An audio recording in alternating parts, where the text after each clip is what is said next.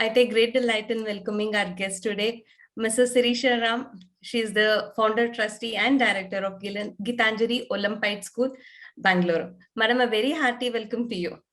Thank you so much. It's my pleasure to be here.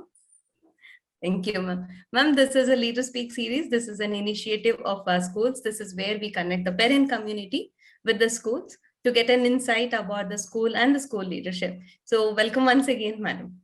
Thank you so much. As I said, it's my pleasure to be here and share my school's vision. And I hope parents who see the school's platform will follow Geetanjali Olympiad school after this, or will get the vision very well known. And that is how I felt joining you in this meeting is going to be good for us too. Thank you for this opportunity. Thank you for following up with us and letting us be part of this program. Ma'am, it's our absolute pleasure, believe me. And I'm sure by the end of this interview, parents would have, whenever they watch this video, they will have that insight. This is the school for our child. They will be able to make an informed choice. Ma'am, can you tell us how a typical day in the school goes, or the spirit of the school per se? I have to say the spirit of the school is mostly child-centered. We believe from the beginning in a happy child in the school. So a child enters our gate. We believe that the child, while he is leaving the gate also, goes the same way. Mental health and no one left behind is our spirit mostly. And none of them penalized for smaller things or punishment kind of, that kind of structure is not followed in our school. So these are again for the reason that no child should go crying or with any kind of burden in their mind about the school day. So right from the beginning, the spirit of the school is happiness of the child and no one left behind is our motto.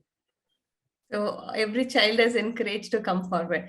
Madam, sometimes some kids are, very motivated or they are not lacking in their self-confidence. So they come forward to do, take part in everything. Some kids do need a slightly more push. So how does this happen in school? Usually in the classroom, every teacher is aware if there are any kind of slow learners, introverts, or children who are just shy, or children who are new to the school. And these are the different kinds of reasons why a child usually doesn't want to come forward. So when we know about them, we make it a point that along with our old children or children who are usually proactive, these children are made part of the activities. So they are part of a group activity first, which helps them to be with their friends and do few things in the assembly and in the classroom. Slowly, when their confidence is built being in the groups, then they are encouraged or asked to speak in the classroom first and then in the assembly. We have seen many examples who came from a bigger school where the child was left behind, and then though the child is very good, but not really an extrovert, was left behind. But when they came to a school and this kind of encouragement process happened, by the end of 6 months or 1 year, they are usually doing even programs by themselves individually during annual days or Republic Days or Independence Day celebrations also. And such kind of children today, I have one child who is doing a lot of programs across Bangalore in the college fests also. One, live example of such kind of encouragement steps take a lot of time, like 3 months, 6 months to 1 year. But usually children end up, doing a lot of things with that encouragement. First starting with groups or slowly, it takes some time. But we keep encouraging them and motivating them. Definitely, madam. I mean, encouragement, motivation, everything is coming from the school side. When the stimulative atmosphere that a child finds in the campus, tell us something about that, madam. As said, teachers are usually trained to be part of every child's curriculum in the day or activities of the day. So every teacher usually is taking efforts to reach out to every child. Either it can be subject-wise or extracurricular activities in the ground or activity areas or wherever they are doing anything, like for example, in the computer lab. So when teachers are usually walking around and trying to make every child feel part of the class, whether they have got it or not. This is all part of our one-to-one, in the classroom or in the activity area. We believe in doing one-to-one for every child. When we realize that few children are very good and when few children are a little bit slow learners, we usually divide them based on the independence or dependence in the classroom itself. And depending upon that group belonging, whether they belong to independent group or they belong to dependent group, teachers tend to give time based on that needs. So in this kind of development on a daily basis, slowly we keep encouraging and motivating the children. And usually we see changes happening by 6 months or 1 year. Sometimes some children tend to develop more faster.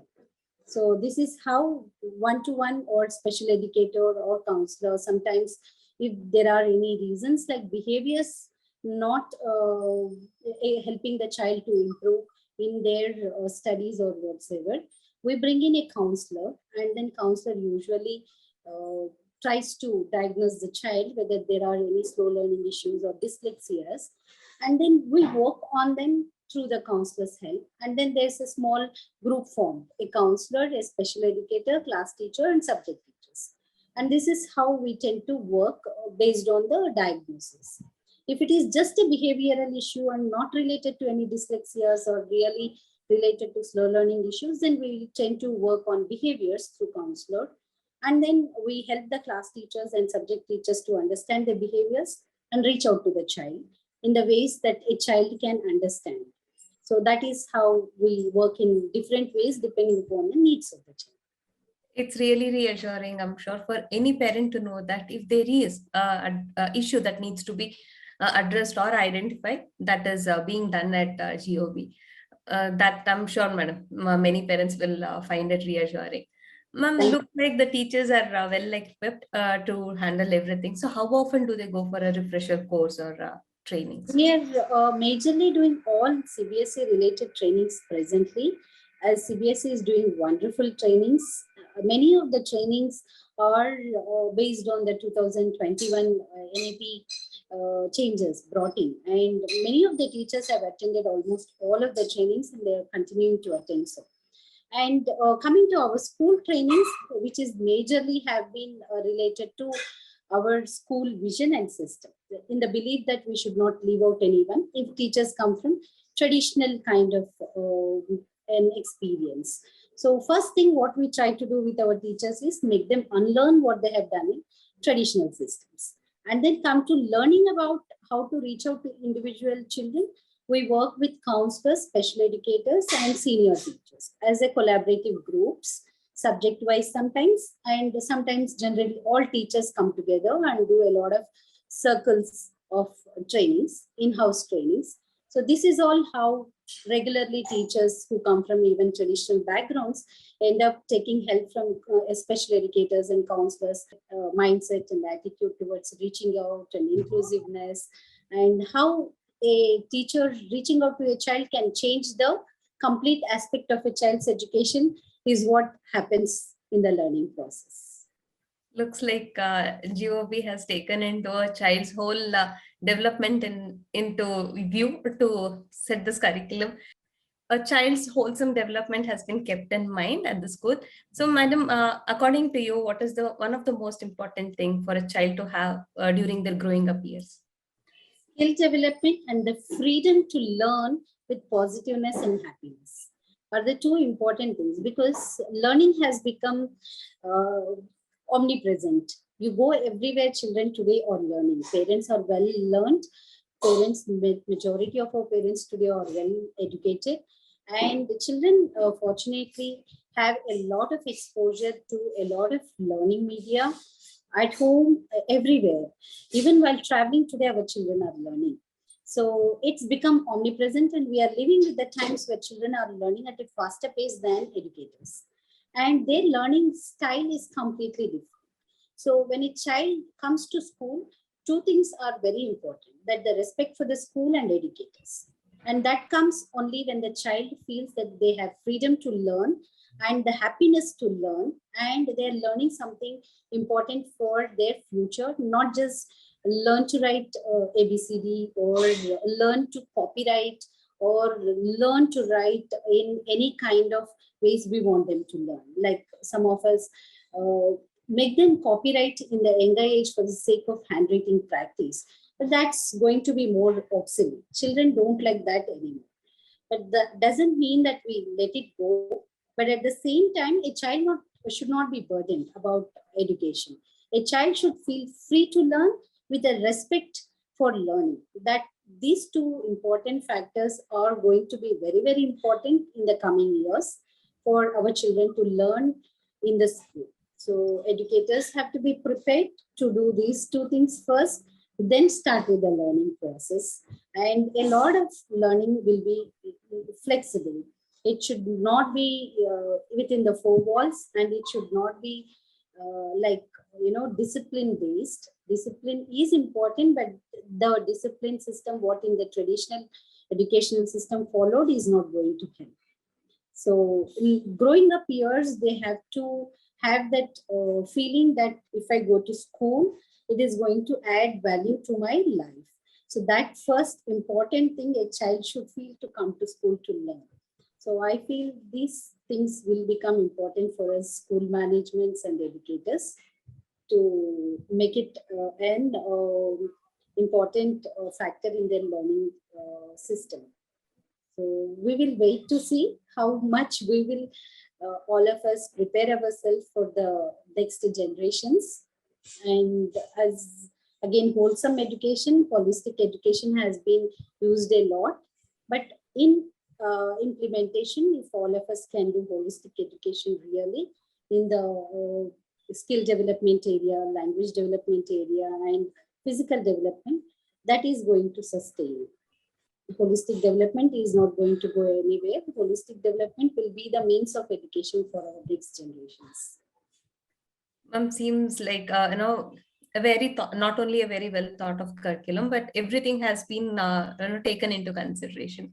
So what are the key things that sets you apart from your other schools, the key differentiators? I feel the most important key differentiating is diagnosis of a child when a child is not able to perform in the school. Could be because of learning challenges, which are termed as dyslexias, or just behaviors. A very smart child might not be performing because of many reasons, like psychological burdens in his mind, some disturbances at home, or some disturbances is in his mind. Anything could be any reason, and each child, like a primary school child, a secondary school child, a pre-primary school child, different children will have different kinds of reasons for psychological burdens in their minds. And apart from this, there are naturally existing learning challenges. So diagnosing them and working on them based on that, working with the children is one of the biggest differentiator for us. And we have seen many children bloom and go to colleges today. We are happy to say many of these children are in even engineering colleges and degree colleges. Otherwise, we can say that most of these children could not have had the confidence to go into 10th grade board exam too. But these children have successfully finished their board exam. So this is the biggest differentiator. And after diagnosis, just not diagnose and disappoint them. We worked with them. We worked in the levels that they could manage.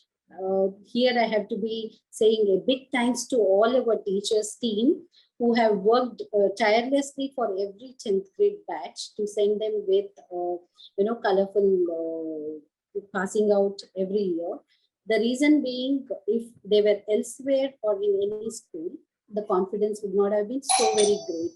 But here, after diagnosing, just not letting them be, working with them, letting them go through the board exams by supporting them in every step was one of the second big differentiators. And then as said, behaviors again. Mostly sometimes behaviors are not conscious for these children. They don't realize that they are behaving that way because of many burdens in their mind. Somebody is facing bullying, somebody is facing body shaming, somebody is feeling inadequate, somebody is feeling underconfident because of many reasons. but diagnosing them and then working on them and then helping the children come out of those kind of situations again is one of the other biggest differentiators for us. And I have to thank all my special educators, my counselor, all of them who work tirelessly with these children till they see the success of these children. Looks like not only the children, the staff is also very well supported, and together as a team, every child is taken care of. Madam, you just said no child is left behind at your school, and looks that's what is happening. From there's so much of experience, and everything is coming up. So tell me about how did you start your journey as an educator? My journey as an educator began with a thought from Spastic Society of Karnataka. I worked there as a physiotherapist. I was working with a lot of children who were autistic, ADHD, which is like, again, Asperger's syndrome, ADHD, cerebral palsies, and then we had quadriplegics, paraplegics, all kind of children. So I come from that background, and I have worked with a lot of children with a lot of these kind of physical challenges and also a lot of mental and learning challenges. And when we work in that kind of environment, it's kind of a lot of learning. As a person, you start thinking a lot of important aspects in our society. Like many of the educators or many of the special educators, counselors, therapists who work in Spastic Society have been a lot of players in my development. They have been working with these children even before me. And there were many senior teachers who were working there for 20 years or so. When I saw their tireless work and when I saw them putting in so much effort, but in the school system, again, it's completely not taken into account in the mainstream schooling, because many of these children are not given chances to go to school in the mainstream because they are labeled again. So seeing the kind of hard work happening in this kind of places, but again in the big place called school, which are like having almost 90% of our children in India, you see them in schools. So school is a very huge platform.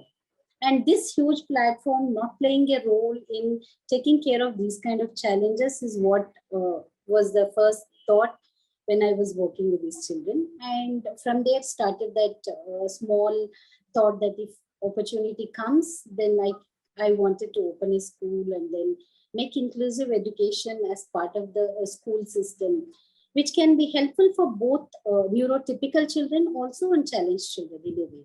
Neurotypical children will learn how to respect, children with challenges, people with problems. It's a life skill for them.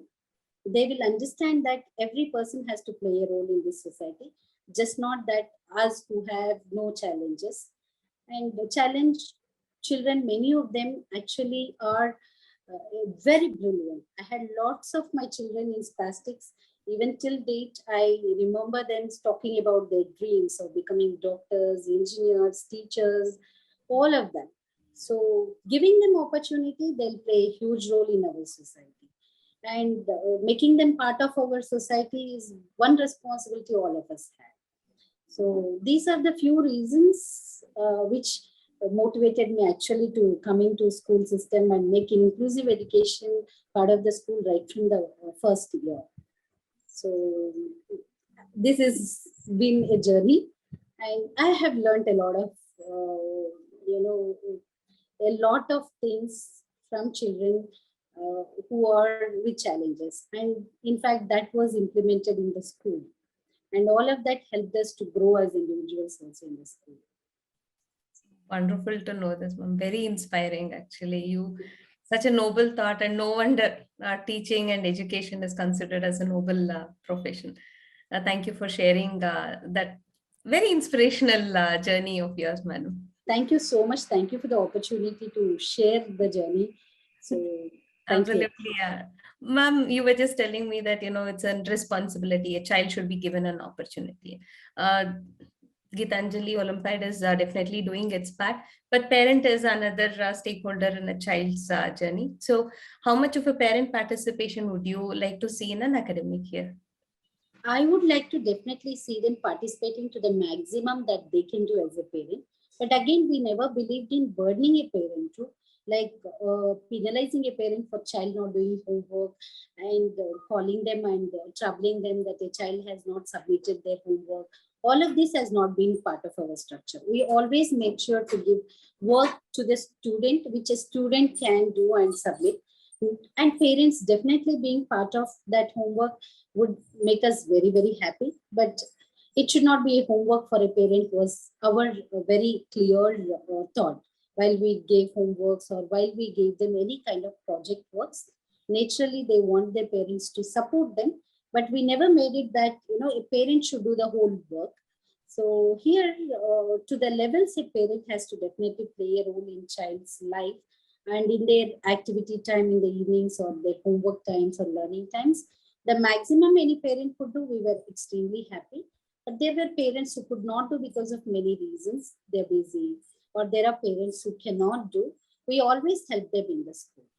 So we never wanted to make them feel that, because your parent didn't help you, you didn't do this work, so you will be penalized. So that was one thing we wanted to stay away completely from. Very progressive space, madam. Thank you. In the school, children are obviously talented. So how many major opportunities they get to showcase their talent in annual events or functions? Annual events, mostly what we have done was make sure that everyone participates. We make it mandatory for a child to participate. And many times, many children after 1-2 years get completely groomed. So either they do a drama or they do dance or they sing, but every child will participate. So sometimes children who are very good at it are very happy to do 1-2 extra events than other children. But every child gets to do at least one. And that is how we use that platform to make them go on stage, leave that stage fear, make them feel comfortable, and then learn to be on stage, learn to talk, learn to sing. All of that we have tried doing our best.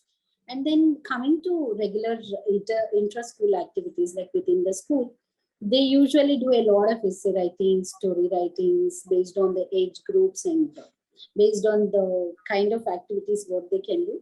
We at least do some 5 to 6 competitions every year. And we make sure that majority of them participate. We don't usually go for selection processes. We let every child participate and do their best. Even for annual days and even for Republic Days or Independence Day celebrations or Hindi Divas or any kind of celebrations, we stay away from selecting children based on their capabilities. Instead, teachers will group them. If somebody performs for Independence Day, then others will perform for Republic Day. So every child is given an opportunity to at least perform once and twice within a year. And literal activities like essay writings, literary activities are all given opportunity for all of them. Art activities, art exhibitions are part of our school.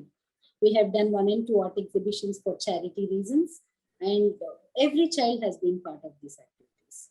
So these are the kind of activities we do. And coming to physical activities, there's football, basketball, skating, all of these things. And sometimes children have gone out and participated in inter-school competitions and have won laurels, either runner-ups cup or they have won the cups.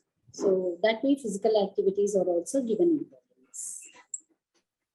Definitely a space that is progressive, inclusive, because every child gets to participate in events. So very encouraging space, madam. What keeps you motivated? The only thing what keeps us motivated as a school and as a team of teachers in our school is doing our best every day, doing our best for making every child progress as much as they can do. We stay away from comparisons and we stay away from first rank, second rank, or first prize, second prize importance. And we try to do our best for each and every child. And when every child progresses, like they start at one level and we see progression at a different level with our motivation and help, that is what keeps us motivated.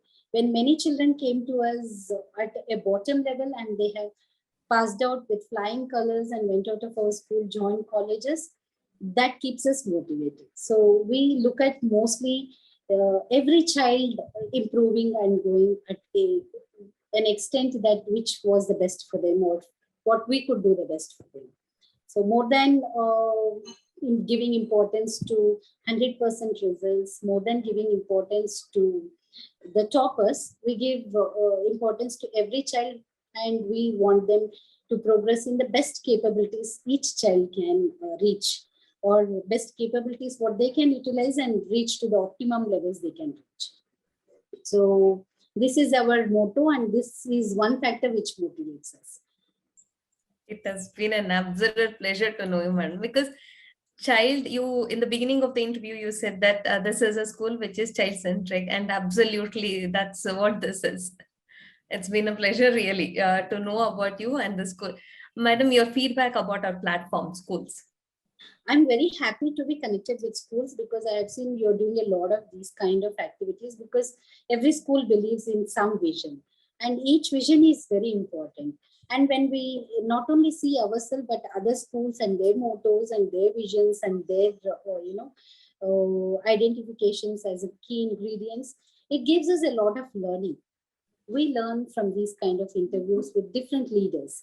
And when we see these kind of interviews of different leaders, we know where we can improve, where we can learn, and where we have gone wrong. So I think this kind of platform, and especially Skoolz, gives us that kind of opportunity, because we don't get much time to interact with other school leaders. So that's one of the biggest things I think you're contributing to, and I'm very thankful for that, because there's a lot of very good educators, senior educators in Bangalore, but we don't get to really meet them, talk to them, and understand what is their take on education. What will be there tomorrow? How is the future going to be? What should we learn as educators to improvise the school system? So Skoolz is providing us that opportunity. I think I'm very thankful for that. I'm waiting to see many such interviews of other great leaders of different schools, very senior leaders, and I am going to be seeing all of them, and I will be definitely happy to learn a lot from all of them. So in that way, definitely I'm very thankful to Skoolz. I think that way you're providing us also a great platform, Skoolz also, and educators also. Naturally, parents will learn a lot and understand what is important and what is the most important priority for their child particularly, because each child has different priorities, and each priority should go with the vision of the school, so they can connect it that way when they join their children in the schools. I feel it is definitely going to help the parents too. Well, thank you so much for such warm words and the support that you have extended to us. And believe me, we are looking forward to a very positive association with you and your school. Ma'am, it has been an absolute delight to have you over on our Leader Speak series. So I thank you wholeheartedly, ma'am. Thank you so much. Thank you for the opportunity.